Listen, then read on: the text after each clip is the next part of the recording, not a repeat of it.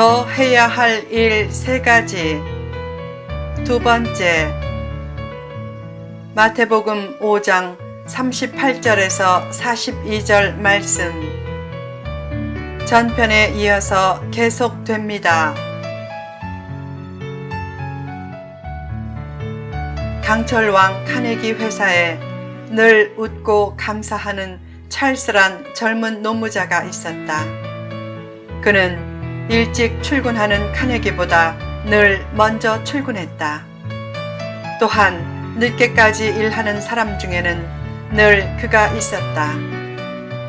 어느 날 카네기는 그에게 100만 불의 보너스를 주었다.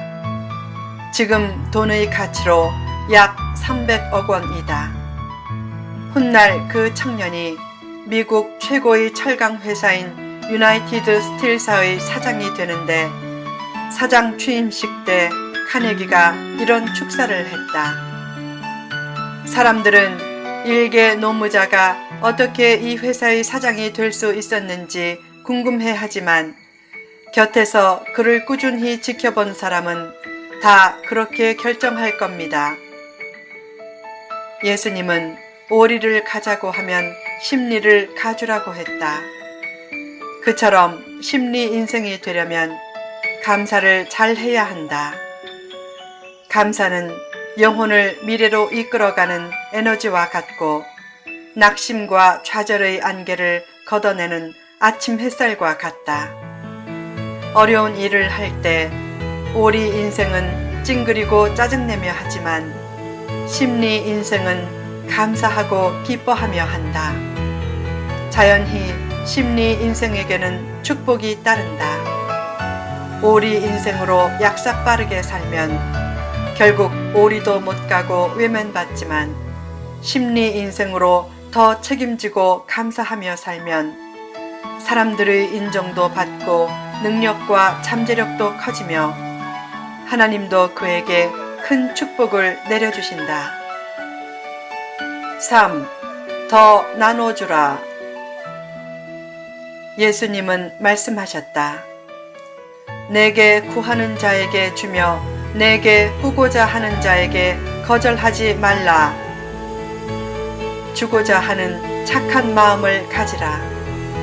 요즘에는 착하다는 말을 마치 바보 같다는 말처럼 사용한다.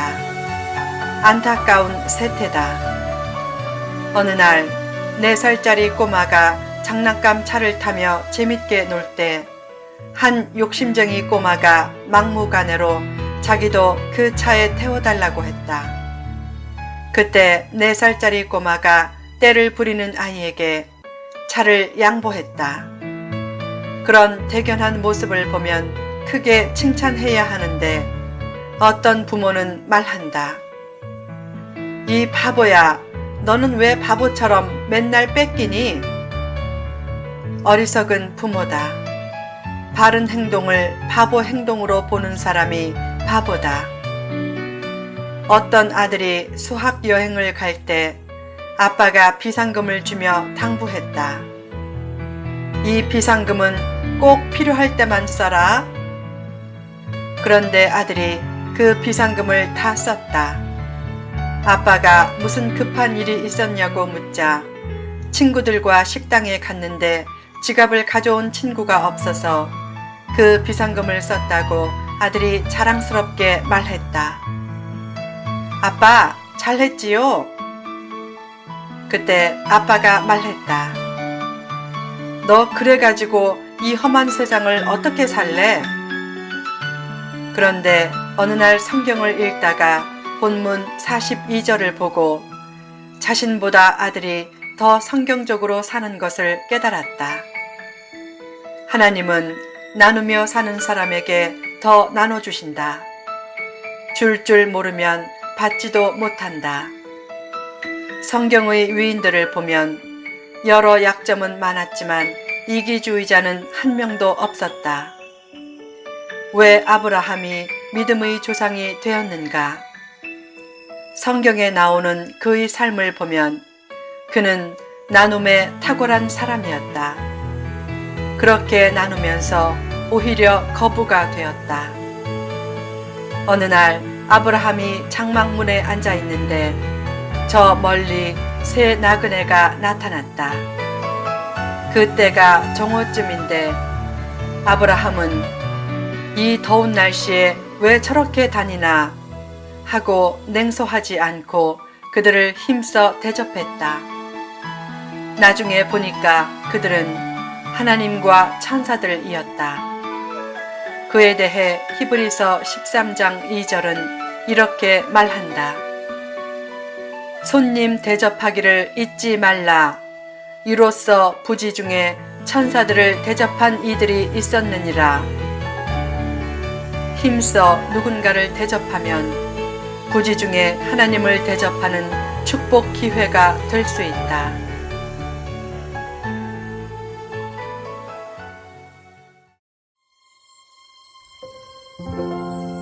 미운 사람도 너무 미워하지 말라. 요새는 미워할 이유가 없는 사람도 까닭없이 미워하는 편견의 시대다. A에게 당했다고 A가 속한 인종, 지역, 출신, 국가, 성별, 직급, 계층, 피부색까지도 도매급으로 미워하는 사람이 많다. 그런 편견을 가진 사람은 거의 예외 없이 깊은 사회적인 열등감이 있고 자신이 사기를 치면서 남을 사기꾼이라고 하는 진실하지 못한 사람이다. 가장 편견이 없어야 할 목사조차 그런 편견을 무심코 노출해서 교회에서 내몰린 경우도 많다. 선교사는 더 편견이 없어야 한다.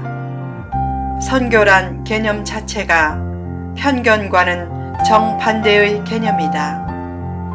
선교사가 대화 중에 무심코 지역색과 인종색을 노출해 선교사의 기본 자질이 없다고 물질적인 후원이 끊긴 경우도 있다.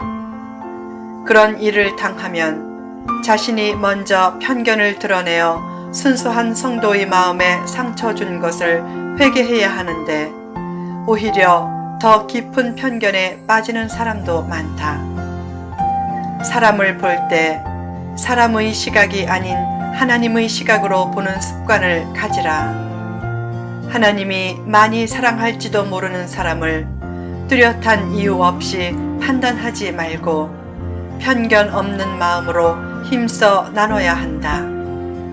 특히 축복과 칭찬의 말을 많이 해주라.